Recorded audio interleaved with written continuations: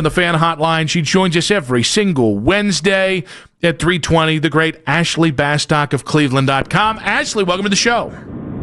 Thanks for having me, guys. Look, you got an AB talking to you about the Browns. You guys are the winners this week. I mean, all other ABs are showing up this week. Ashley, Bruce Arians said that every head coach in the AFC North is on the hot seat. If both Tomlin and Harbaugh were fired at the same time and there was a head coaching opening in Cleveland, would you lean Harbaugh or would you lean Tomlin? Ooh, that is a great and unexpected question, you guys. My initial gut reaction actually says Tomlin, just because I think about how players react to Mike Tomlin. I think players across the league really want to play for him. I think the best thing to come out of that in-season Hard Knocks last year was actually getting to see Mike Tomlin in those meeting rooms and sort of how he operates. And look, I know Steelers fans have their quibbles with Mike Tomlin, but if you told Browns fans, hey, for the last 15 years or whatever, you're not going to have a losing season, I think it's all about perspective, right? So my gut says Mike Tomlin would be who I would be leaning towards. All right, let's get to your bread and butter, though, and we're talking Browns. Myles Garrett, how likely is it that he gets traded?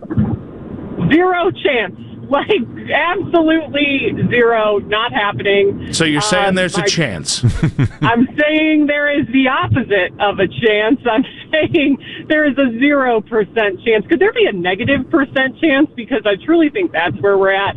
And look, my colleague Mary Kay Cabot reported today, this has not even been a discussion amongst the team, which I believe, number one, the cap situation that you would create would be such a nightmare. You would never get out from under it, right? You would be at that point in just full rebuild mode, cap, you know what, for the next handful of years. And in that way, it kind of reminds me, I kept telling people, before the extension, when Myles put out his trade request last February, I'm like, look, monetarily, it's not going to be feasible until post-June 1st. And if you're talking post-June 1st, you're talking no draft compensation for 2025.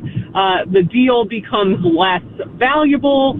So I think, again, similar position, but worse now with the extension and the cap situation they're already in, obviously, with Deshaun Watson and that deal. So, yeah, I think it's not happening. I think with Myles, the question just needs to be, is he going to be disgruntled enough by the end of the season to request a trade again? Is that something that could happen? But there's no way he's being traded by this football team before the deadline on Tuesday. Sounds about a 7% chance there, JP. That's what I'm hearing. All right. Maybe AB getting spicy today. Maybe a 6% chance, 6 or 7% chance. 6-7. 6-7. By the way, Ashley, are you not hip to the 6-7 bit?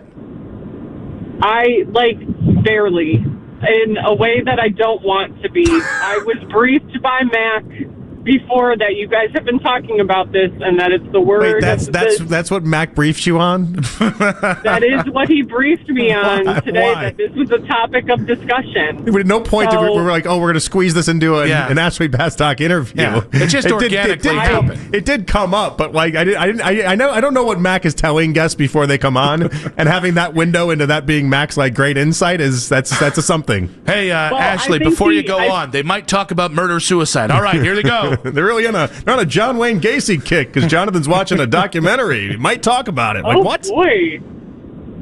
Wow. Oh, no, that got you a little interested. Ah.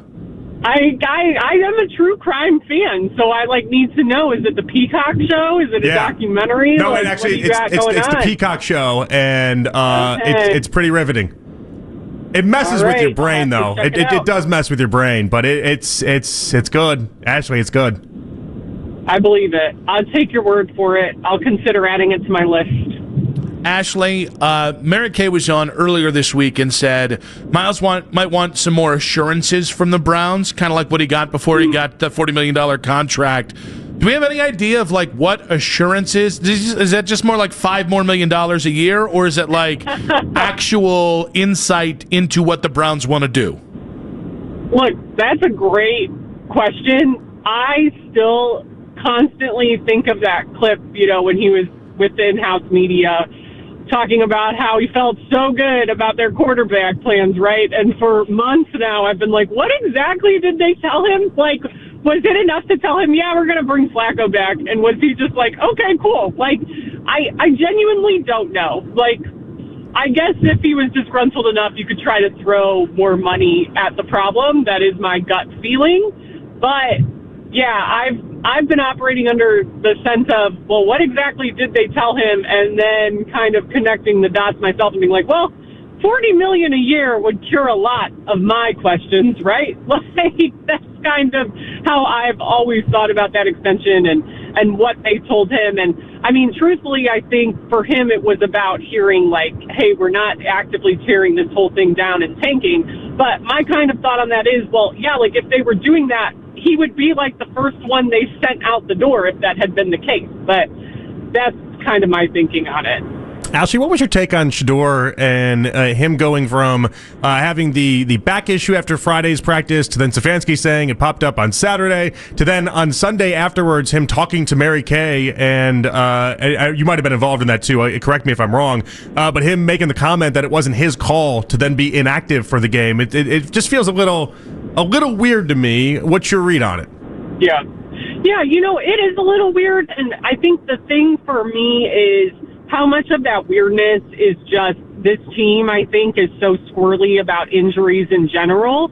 And I think the players, by nature, also get squirrely in talking about injuries. So that, to me, is, like, the biggest thing, right? Like, I think a lot of times they just get afraid to say anything that may provide some kind of competitive advantage, even in like an extreme case like this. Like, does it provide any kind of advantage to the Patriots to know when exactly Shedeur Sanders' back injury happened? No. Like, we can say that as rational people, but I think in the world of the NFL, everything is just so overprotected when it comes to injuries and what guys are dealing with oftentimes. I mean, we didn't even know Mike Hall's injury until like last week, right? And he got hurt in January in the season finale last year.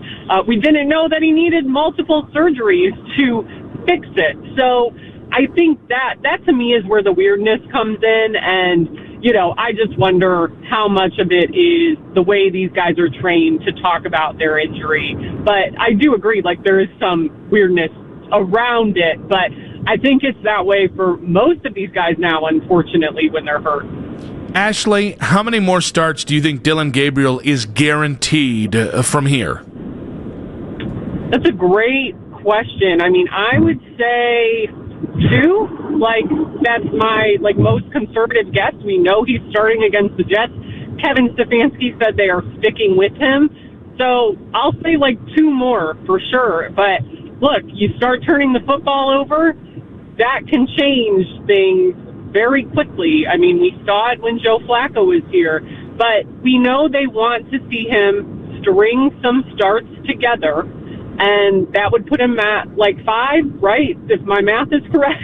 So that would be stringing some starts together, and you see where you go from there. But that would be my most, I would say that would be the soonest you would see them make a flip. I think there's for sure at least 2 more starts in there. Are we wrong to assume that Shedeur is up after Dillon, or is there some other wrinkle that could happen?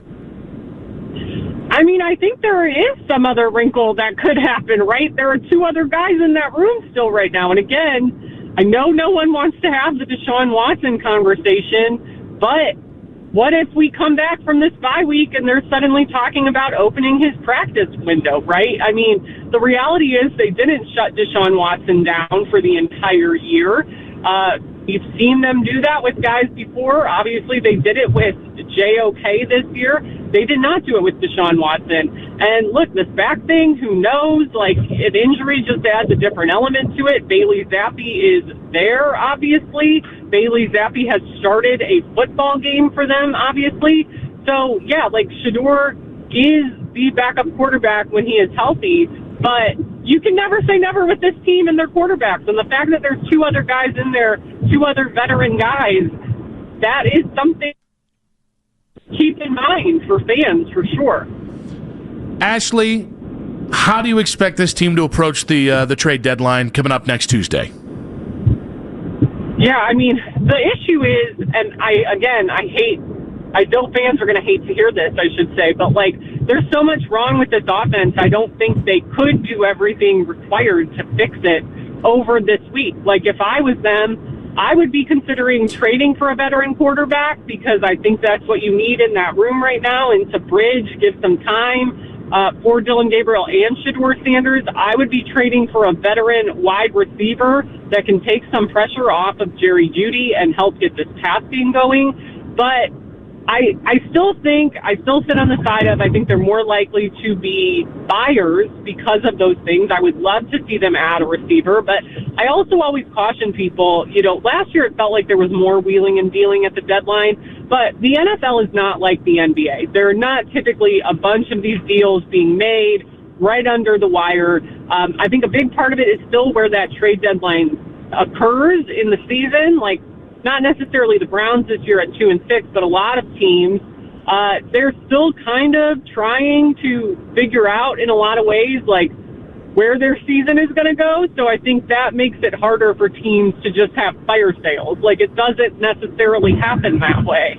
So, like, don't be surprised if it's quiet, I would say, but I still think they're more likely to be buyers at this stage. And, like, if there's a veteran they can get a pick for, I don't know, like a Shelby Harris is a guy that comes to mind, right? He played 7 snaps.